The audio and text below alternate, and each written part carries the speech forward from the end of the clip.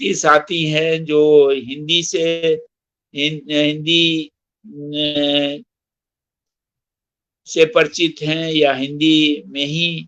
अपनी बातें करते या रख सकते हैं, उनके लिए भी कुछ बातें जो कुछ मैंने आज कहा उसको जोड़ करके उससे संबंधित उनको मैं संक्षेप में रखना चाहूँगा। सबसे पहली बात तो ये है कि हम सबको जोशी जैकब जी को धन्यवाद देना चाहिए कि उन्होंने इतने बड़े कार्यक्रम का संयोजन किया। हमारे उन नेताओं और उन बड़ी लोगों के विचारों को के ऊपर या उनके विशेष अवसरों पर इस तरह की वार्ताओं का आयोजन जो हमारे समाजवादी जन परिषद के विचारों के स्रोत रहे हैं, जो हमारे कार्यक्रम के स्रोत रहे हैं, उनके ऊपर बात करने का ये जो एक सिलसिला शुरू किया, इसके लिए उनको धन्यवाद, उनको बधाई। और दूसरा ये कि मैं उनको धन्यवाद देना चाहूँगा कि उन्होंने मुझे ये जो अवसर प्रदान किया। मुझे नहीं लगता कि मैं कोई बहुत इसके लिए उपयुक्त व्यक्ति था या हूँ, क्योंकि न तो कोई इस तरह का मैं विद्वान हूँ और न ही मैं डॉक्टर लोहिया ने जो अपने अनुयायियों और अपने विचारों को ले चलने वाले लोगों के बारे में जो कुछ एक फ्रेम, जो एक कल्पना रखी थी, उस कल्पना के अनुरूप तो मेरे जैसे लोग बहुत ज्यादा सही बैठते नहीं हैं, सिवाय इसके कि हम उनके विचारों में पूरी तरह से उनके विचारों को स्वीकार करते हैं, मानते हैं और उस दिशा में कुछ करने का प्रयास करते हैं। तो फिर भी एक बात यहाँ से शुरू करना चाहूँगा कि जो मैं उन सूत्रों को जोड़ने की कोशिश करूँगा जो हमारे भूत और हमारे वर्तमान से जुड़े हुए हैं और जो लोहिया जी, डॉक्टर लोहिया जी की समझ से उनके अपने काल में और उनके भविष्य की उनकी दृष्टि में जो कुछ समझा जा सकता था, जो हमारा वर्तमान है उसको किस रूप में समझा जा सकता है, उसकी मैं चर्चा करना चाहूँगा। पहली बात तो ये कि पिछली शताब्दी से ही दुनिया ने बहुत सारे परिवर्तन देखे हैं, बहुत बड़े और तेज परिवर्तन देखे हैं, और इस तेज परिवर्तन के ही साथ दुनिया ने बहुत सारे बड़े-बड़े नेताओं को, बड़े-बड़े देश निर्माताओं को और बड़े-बड़े चिंतकों को भी पैदा किया है और देखा है। दोनों विश्व युद्ध हो गए और यूं कहा जा सकता है कि उस दोनों विश्व युद्धों ने एक प्रकार के युग की तो समाप्ति जरूर कर दी कि पुराने समय का जो साम्राज्यवादी और उपनिवेशवादी जो सीधी लड़ाइयां थी, प्रत्यक्ष लड़ाइयां थी, उनका तो अंत जरूर कर दिया उन दोनों विश्व युद्धों के साथ हुआ। और बड़े बड़े नेता भी उसमें पैदा हुए, चाहे वो अमेरिका के रूजवेल्ट रहे हों या वुड्रो विल्सन रहे हों या लेनिन, ट्रोट्स्की और स्टालिन रहे हों, माओ रहे हों, कमाल अतातुर्क रहे हों, कुछ बड़े बड़े नेता भी पैदा किए और इन सबसे ऊपर महात्मा गांधी, जिनका कोई अपने आप में कोई पैरेलल है ही नहीं है, कोई उनकी समानता किसी और से की ही नहीं जा सकती है। तो ये सब बड़े कुछ शख्सियत पैदा हुई 20वीं शताब्दी के पूर्वार्ध में, लेकिन उत्तरार्ध में जो कुछ अनुभव हुआ उसमें एक तरफ तो विश्व ने की तरफ से ये कोशिश जरूर हुई कि अब विश्व में शांति बनाई रखी जा सके और एक समानता का व्यवहार राष्ट्रों के बीच में हो सके, इसका प्रयास के रूप में चाहे वो लीग ऑफ नेशंस की शुरू में स्थापना रही हो, चाहे संयुक्त राष्ट्र संघ की स्थापना रही हो, इसके जो प्रयास हुए या उसके माध्यम से और जो काम किए जाने की कोशिश हुई, वो तो एक तरफ रहा। और दूसरी तरफ इस उत्तर औपनिवेशिक काल में, यानी औपनिवेशिक काल के उपरांत जो नए देश आजाद हुए थे, जिन्हें हम सामान्य रूप से तृतीय विश्व के रूप में बाद में देखते रहे, ये जो तृतीय विश्व के जो देश थे, इनके साथ सामने बड़ी सी चुनौतियां थी। एक तो ये एक शोषण से निकले हुए देश थे, निराश थे, जिनके अपने काफी कुछ जो रिसोर्सेज थे उनको क्रिपल कर दिया गया था, उसको तहस नहस कर दिया गया था। इनकी जो जीवन पद्धतियां नष्ट हो चुकी थी कॉलोनियल या औपनिवेशिक काल में, तो इनकी बड़ी चुनौतियां थी। नए प्रकार के समाज का निर्माण करने की चुनौती थी, राष्ट्रीयताओं को साथ में लाने की चुनौती थी, और एक तरफ ये चुनौतियां थी, और उसके साथ ही साथ नए जो नियो कैपिटलिस्ट, जो नव पूंजीवादी जो धारा चल रही शुरू हुई थी, उसकी भी चुनौतियां थी। ये सब कुछ चल रहा था एक साथ ही, और इस दौर में भी पैदा हुई, यानी कि 20वीं शताब्दी के उत्तरार्ध में भी पैदा हुई। जैसे कि चाहे वो हम चे गुवेरा का नाम लें बोलिविया के, चाहे हम फिडेल दी कैस्ट्रो का नाम लें, चाहे हम नेल्सन मंडेला का नाम लें, चाहे हम यासिर अराफात का नाम लें, ऐसे भी पैदा हुई विश्व में, जिन्होंने अपने अपने समाजों को अपने अपने क्षेत्र में उनके अधिकारों को दिलाने के लिए संघर्ष किए, बड़े संघर्ष किए। मार्टिन लूथर किंग जूनियर की बात हो, ये सब बड़ी हस्तियां थी जिन्होंने अपने अपने समाजों के लिए, समाजों के हक के लिए लड़ाइयां लड़ी। और ये हमारे देश का सौभाग्य कहा जाएगा कि हमारे देश में इस आजादी की लड़ाई के समय से ही जितने बड़े दूरदृष्टा राजनीतिज्ञ और स्वतंत्रता संग्राम सेनानी हमारे देश ने पैदा किए, ये है सौभाग्य, और बहुत सारे देशों को नहीं मिला। हमारे यहाँ विजनरीज यानी राष्ट्रचिंतक, दूर तक सोचने वाले, दूरदृष्टा राजनीतिज्ञ की एक फौज जैसी दिखाई दी जब हम आजाद हुए थे। तो अब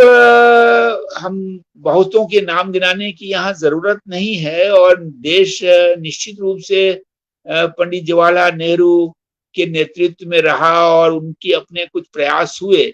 देश को एक दिशा देने के, उसको एक रास्ते पर लाने के, एक कमजोर हालत से उबारने के उनके प्रयास हुए। लेकिन जो जिस आधारभूत परिवर्तन की जरूरत थी और जिस दिशा में देश को आगे बढ़ना था, उस दिशा में सोचने वाले नेताओं को में अगर हम किसी को अलग रख के बात करना चाहें तो हम बाबा साहब भीमराव अंबेडकर को, जयप्रकाश नारायण जी को और डॉक्टर लोहिया को निश्चित रूप से अलग करके देखना हमें जरूरी है, जिन्होंने पूरे हमारे देश की जो एक ऐतिहासिक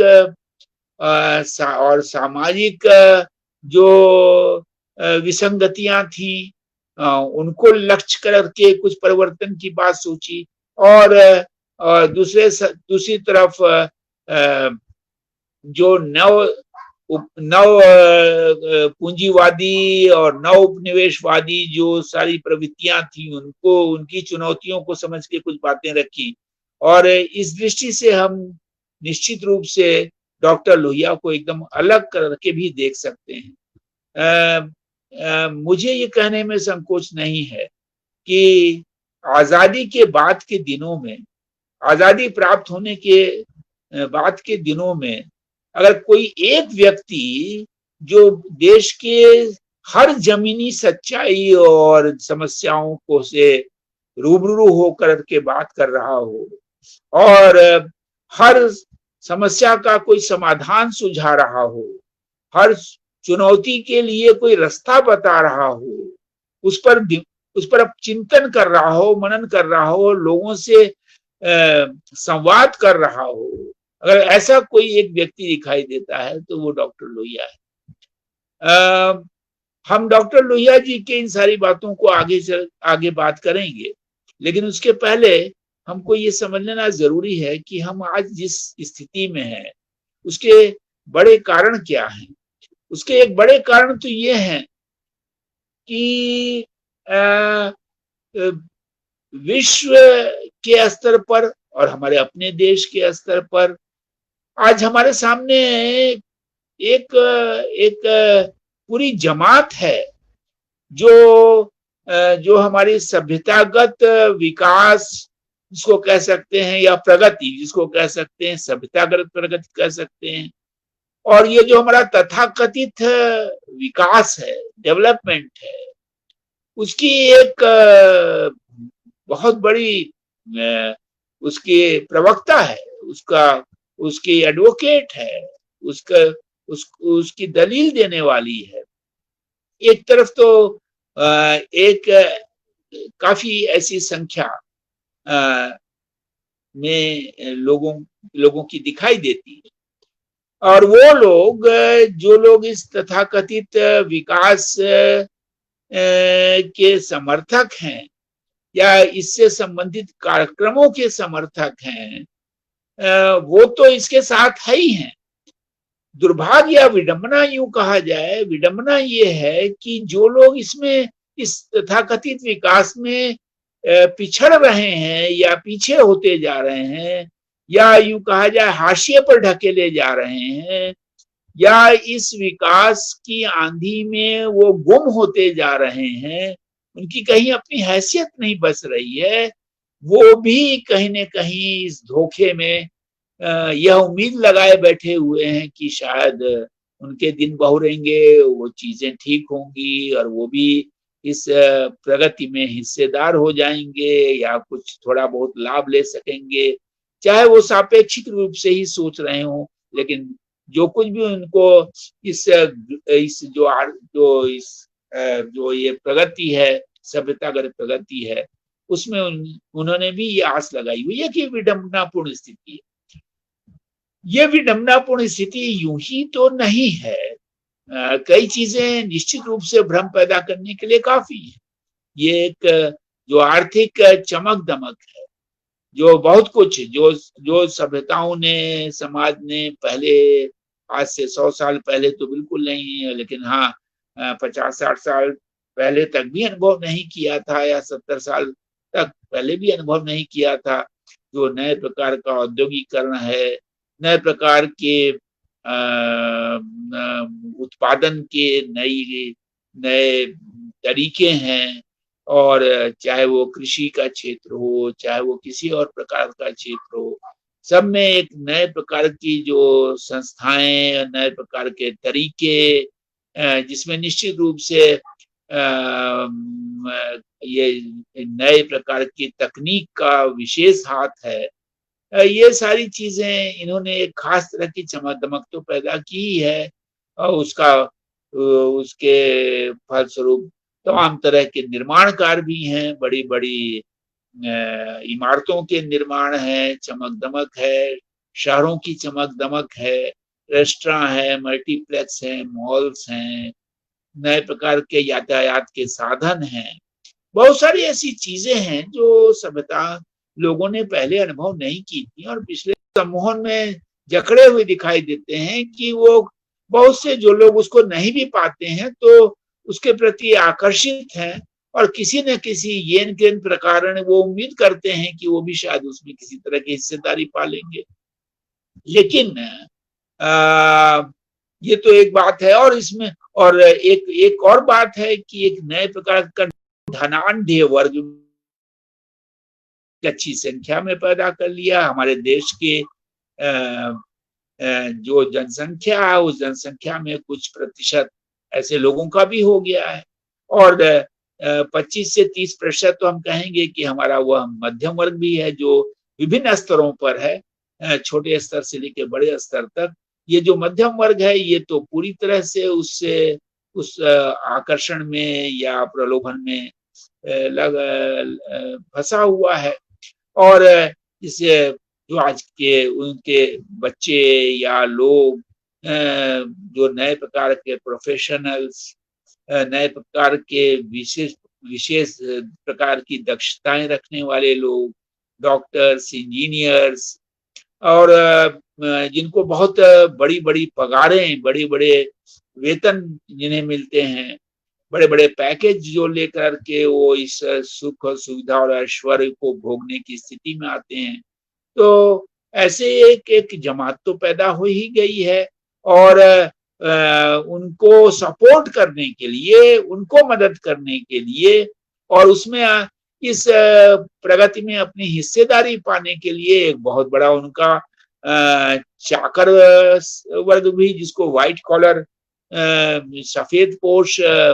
नौकर पेशा, नौकरी पेशा लोगों की एक अच्छी जमात हो गई है, जो शहरों में दिखाई देती है, और जो उम्मीद करती है कि शायद वो भी ज्यादा सुख और ऐश्वर्य भोग सकेंगे। तो निश्चित रूप से एक संख्या तो हो ही गई है। हम विदेशों की बात न करें इस समय, जहां अपने देश के का सवाल है, तो हम कह सकते हैं कि हमारे देश के 1 अरब 35 करोड़ के जनसंख्या के बीच में कम से कम 30-40 करोड़ तो ऐसे लोग हो ही चुके हैं, जो लोग इसके संवाहक हैं, इस नई प्रकार की प्रगति के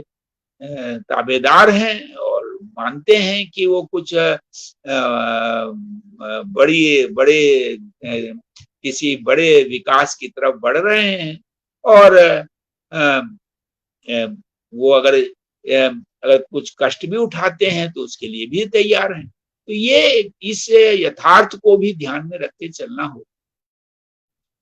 दूसरी तरफ जब हम तुलनात्मक दृष्टि से देखें, तो निश्चित रूप से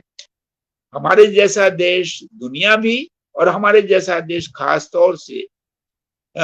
जिस तरह के संकटों से ग्रस्त है, जिस तरह की चुनौतियों से ग्रस्त है, यह सब कुछ जो तथाकथित विकास ने जो हमारे समाज को दिया है, और जो इस तरह की चुनौतियां हमारे समाज के सामने नई उपस्थित हुई हैं, वह एक खतरनाक बात है।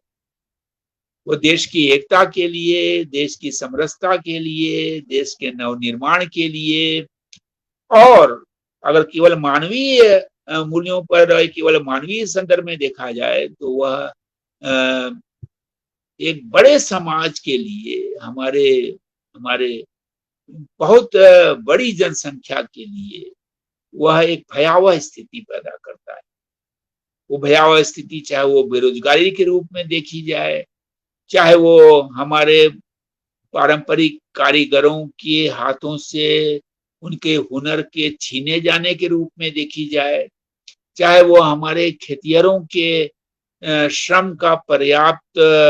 मूल्य न मिलने के रूप में देखी जाए, चाहे वो हमारे आदिवासियों के उनके रहवास से उजाड़े जाने वाली समस्या या संकट के रूप में देखी जाए। ये सारी समस्याएं मिल करके जिस भयावह वातावरण का निर्माण करती हैं,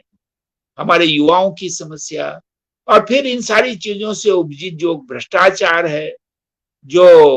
अपराध है, तमाम तरह की ये जो सारी चीजें इसके साथ जुड़ी हुई हैं, यह एक भयानक संकट का रूप लेती हैं। और याद दिलाने की जरूरत भी नहीं होनी चाहिए कि भारत, हमारा देश जो है वो कुपोषित बच्चों की दृष्टि से दुनिया में अव्वल नंबर पर है। हमारी एक बड़ी जनसंख्या 2 वक्त का भोजन ठीक से जुटाने की स्थिति में नहीं है। अब इससे बड़ा उदाहरण क्या मिल सकता है कि कोविड का संकट पैदा हुआ, और रोजगार और धंधे बंद हुए शहरों में, तो मात्र महीने भर की स्थिति में ये इस तरह की कोई आतंक की स्थिति बन गई कि हमारे तमाम जो लोग जो अपने गाँव को छोड़ के शहरों में अपनी रोजी-रोटी के लिए गए हुए थे, उनको पलायन करना पड़ा, उनको भागना पड़ा और उनकी कोई सुविधा नहीं थी, उनको हर तरह की चुनौतियों का और अपने जीवन को संकट में डाल के भागना पड़ा। तो ये इसका ये उदाहरण है कि ये वो लोग भी जो शहरों में किसी तरह से गुजर-बसर करते हैं, झोपड़पट्टियों में रहते हैं, गंदी बस्तियों में रहते हैं, बिना सुविधाओं के रहते हैं, लेकिन केवल इसलिए रहते हैं कि उनको लगता है उनके पास अपने घर में, अपनी जगहों पर उनके लिए रोजगार नहीं बचे हैं। उनके श्रम और कौशल की कोई पर्याप्त मूल्य वहाँ नहीं मिल रहा है। इसलिए वो जो भी अ अ, आनुपातिक रूप से जो उनको बेहतर समझ में आता है या कम से कम फिर हमारे यहाँ की जो जाति व्यवस्था है गाँव में जिसके जिसके ज़्यादा लक्षण दिखाई देते हैं, साफ तौर पर दिखाई देते हैं, उसके परिणाम उस वो उससे भी बच कर के एक मनोवैज्ञानिक कारण के रूप में भी वो अपने घरों को छोड़ने के लिए बाध्य होते हैं, शहरों में आकर के शरण लेते हैं, चाहे जिस भी हालत में रहते हों।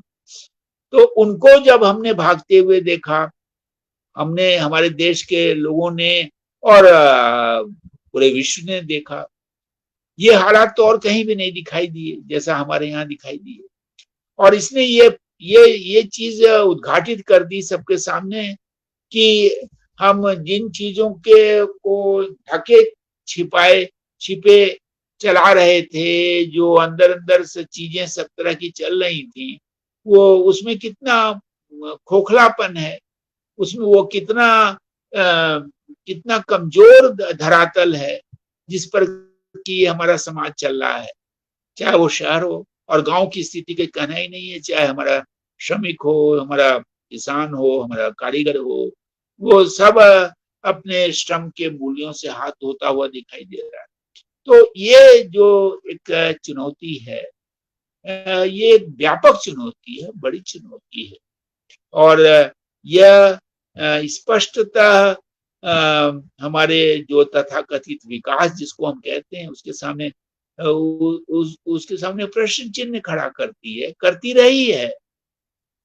लेकिन ये जो आर्थिक चमक-दमक है, ऊपरी चमक-दमक है, शहरी चमक-दमक है, उसने उसको ढाँक रखा था जो अब खुलती जा रही है, उसकी परतें उभरती जा रही हैं। यही है सच्चाई। तो अ, ये जो समस्या है, इसको ध्यान में रखते हुए हमें सोचना होगा कि यहाँ डॉक्टर लोहिया हमारे लिए क्या कह गए थे और क्या समझा गए थे? क्या उम्मीद करते थे? क्या हम ये माने कि लोहिया जी ने इसकी कल्पना नहीं की होगी? या लोहिया जी जैसे लोगों ने तो सोचा नहीं होगा कि विश्व किस तरफ जा रहा है? तो शायद ये बिल्कुल गलत बात होगी। हम समझते हैं जो हम आज देख रहे हैं, वो तो लोहिया जी ने 50 साल पहले देख लिया था। हम किधर जाने वाले हैं, हम क्या होने वाले हैं, हमारी क्या गति होने वाली है, क्या दुर्गति होने वाली है, अगर हमने सही रास्ता नहीं चुना और अगर हमने समय रहते अपने को नहीं सुधारा, अपने को संशोधित नहीं किया, अपने को संशोधित करने से मतलब समाज को संशोधित करना, समाज को संशोधित करने से मतलब हमारी राजनीति को संशोधित करना, हमारे नेतृत्व को संशोधित करना, हमें एक सही रास्ते पर आगे कार्यक्रम बनाना और कुछ चुनौतियां लेना, ये सब चीज अगर हमने समय रहते नहीं की, तो हमें वही होना था जहां आज हम हैं। तो इसमें कोई कोई आश्चर्य करना या इसे अप्रत्याशित मानना तो लोहिया जी जैसे लोगों के लिए तो बिल्कुल गलत होगा, क्योंकि वो तो जानते थे कि ऐसा होगा। हम वहां तक पहुंच गए कि आज हमारे पास हम एक एकदम ही फासिस्ट तानाशाही निजाम के भरोसे हो गए, के हाथ में चले गए, जिसने हमारी तमाम जनतांत्रिक लोकतांत्रिक संस्थाओं को ही नष्ट करना शुरू कर दिया। तो ये क्या है? इसलिए कि हमने अपने समाज को बदलने की जो पहल जहां होनी थी, जितनी होनी थी, राजनीतिक स्तर पर, कार्यक्रमों के स्तर पर जो होनी थी, वो हम चूक गए। डॉक्टर लोहिया अपने को कुजात गांधीवादी कहते थे। कुजात गांधीवादी से तात्पर्य सीधे था उनका कि जो लोग सरकार में लेके बैठ करके गांधी का नाम लेते हैं, उनकी फोटो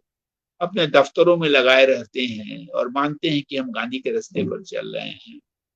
उन्होंने तो पहले ही गांधी को छोड़ दिया है, वो गांधी के रास्ते पर पहले ही नहीं है। और दूसरे वो लोग जो गांधी के आदर्शों को जीना तो चाहते हैं, लेकिन वो व्यक्तिगत रूप से जीते रहते हैं या मठों के रूप में जीते रहते हैं। मठीय गांधीवादी जो कुछ उनके दृष्टि से कुछ सामाजिक सेवा के कार्यों में तो तल्लीन जरूर होते हैं, लेकिन वो कुछ इस तरह का हस्तक्षेप नहीं करते हैं। समाज के बदलाव के लिए, राजनीति के बदलाव के लिए उनका कोई हस्तक्षेप नहीं होता है, वो अपने में आत्मकेंद्रित रहते हैं, अच्छी बातें करते हैं। तो लोहिया जी ने अपने बारे में साफ कहा कि मैं कुजात हूं, मैं गांधी का सबसे सच्चा अनुयायी भी हूं, लेकिन मैं गांधीवादियों के लिए कुजात हूं, आउटकास्ट हूं। क्यों?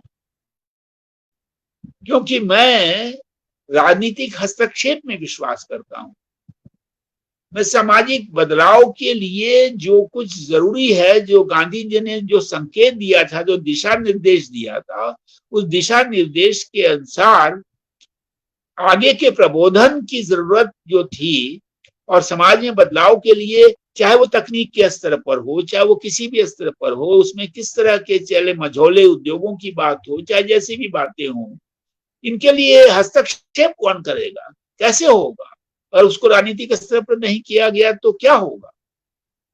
तो लोहिया जी इस बात में तो बहुत स्पष्ट थे और इसीलिए उन्होंने, चाहे उनकी जो सख्त क्रांतियों की बात है कि हमें किसी स्तर पर लड़ना है, गरीबी के खिलाफ लड़ना है, हमको असमानता के खिलाफ लड़ना है, हमको लिंग जो भेद है उसके खिलाफ लड़ना है, जेंडर जो वो है डिस्पैरिटी है, स्त्री पुरुष की असमानता है, हमें जो व्यापार और राष्ट्रीय और अंतर्राष्ट्रीय स्तर पर जो लोगों के दामों और मूल्यों के संदर्भ में जो असमानता है, लोगों के श्रम के मूल्य के संदर्भ में जो असमानता है, उसके लिए लड़ना है। हमें जातीय और नस्लीय जो भेद है उनके खिलाफ लड़ना है, हमको अपने सांप्रदायिक जो हमारे धारणाएं हैं उनके खिलाफ लड़ना है। और हमें इन सब के लिए जो लड़ना है, उसके लिए हमको किसी हिंसात्मक तरीके की जरूरत नहीं है, हमको किसी शस्त्र उठाने की जरूरत नहीं है, हमको गांधी के रास्ते से लड़ना है, हमको सिविल नाफरमानी के रास्ते से लड़ना, हमको सत्याग्रह के रास्ते से लड़ना है। तो इस तरह से लोहिया जी इस मामले में बहुत स्पष्ट थे और उन्होंने इन सारी चीजों को चेताया था, न केवल चेताया था, उसके सॉल्यूशंस, उसके समाधान भी बताए थे। किस स्तर पर उन्होंने क्या क्या नहीं कहा, चाहे वो निराशा की कर्तव्य वाली बात हो, चाहे वो जो किसी भी प्रकार की